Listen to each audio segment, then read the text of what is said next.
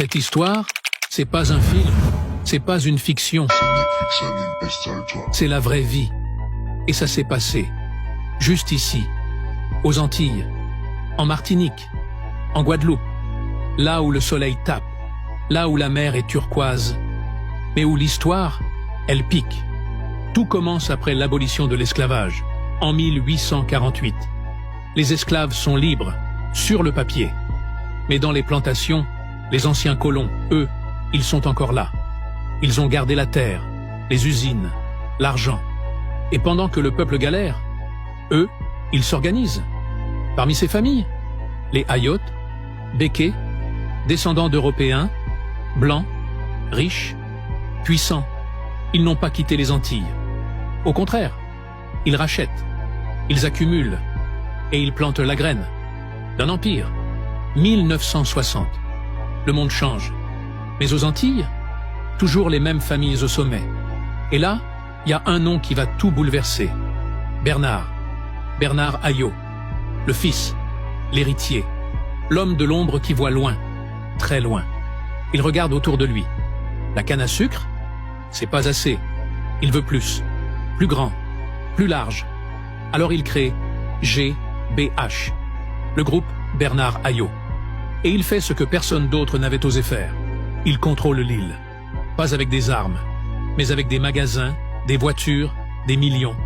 Carrefour, Monsieur Bricolage, Decathlon, Hyundai, BMW, Quick. Tout ça, c'est lui. Tu veux manger?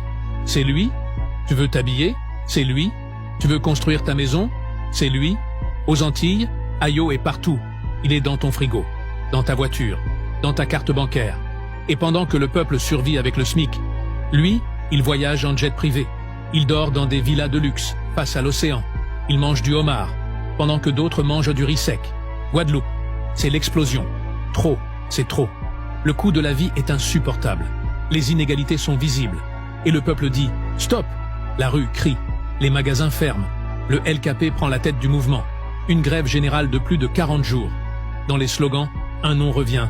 Ayotte, le symbole de la profitation, l'exploitation, le capitalisme colonial 2.0. Les gens ne veulent pas juste du pain. Ils veulent justice. Mais Bernard Ayo, il ne parle pas. Il ne répond pas. Il ne s'affiche pas. Il reste dans l'ombre, comme un fantôme milliardaire. Jamais d'interview, jamais de déclaration. Son empire parle pour lui. Et son silence, il fait du bruit. Aujourd'hui, Bernard Ayo est vieux. Il a transmis son empire à ses enfants. Mais son nom, il reste gravé. Dans les rues, dans les têtes, dans les colères, dans les factures trop chères, dans les souvenirs d'un passé jamais digéré. Et pendant que les bateaux déchargent leurs containers, pendant que les caisses Carrefour bipent sans fin, une question flotte dans l'air. À qui appartiennent vraiment les Antilles? À bientôt, Queen.